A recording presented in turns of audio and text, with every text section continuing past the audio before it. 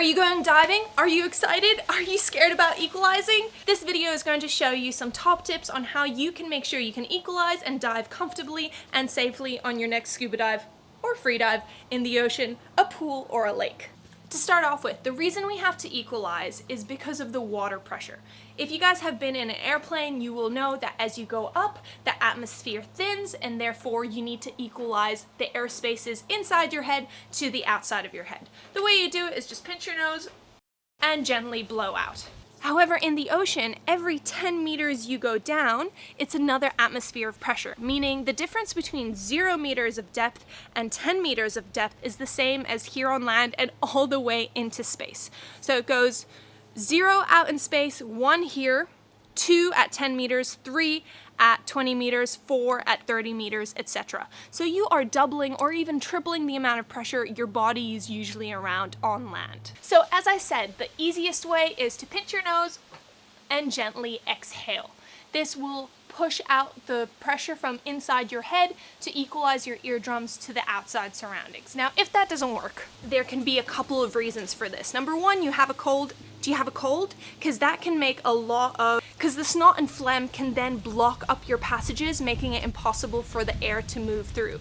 While you can take decongestants, it is not recommended to take decongestants when diving because you'll be able to equalize on your way down and then it can wear off when you're underwater and then you will have a lot of trouble coming back up. And as you know, you have to come back up, and if you're not equalizing, you're gonna have a reverse air block and potentially really damage your ears. So do not dive if you have a cold.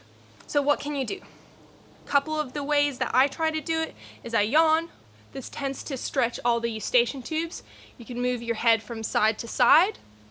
Again, stretching out those eustachian tubes, allowing the air to flow through. Do mini quick unblocking, so it's always a good idea to unblock your ears before you feel any pain. So as you're descending, just keep one of your hands on your ears and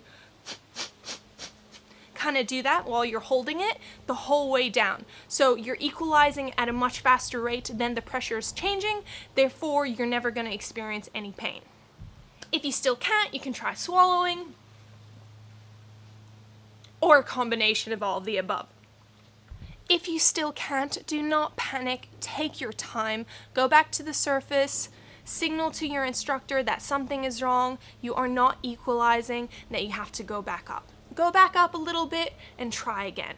Keep equalizing, take your time, breathe slowly, breathe deeply. Your body is going to react to how you are feeling. So if you're feeling calm and know that this is something you can get past, you'll do it. When I started diving, it took me 20 minutes to be able to equalize. They had to take me down before the rest of the group on our advanced course because I simply could not equalize at the rate everyone else was equalizing. So every body is different. It's completely fine. Just be kind to yourself. Now, I can basically just swallow and my ears equalize by themselves. So wherever you are in your journey, just know you should be able to. Side note, there are a couple of people in the world who are medically unable to equalize if the eustachian tubes are too tight, but I've only ever encountered one of these people as my student out of hundreds of students, so it's probably not you, so the tips before should definitely work for you. I'm gonna go pack my bag for another dive, but let me know what tips worked for you. Do you have any other tips that I did not mention? And I'll see you guys underwater.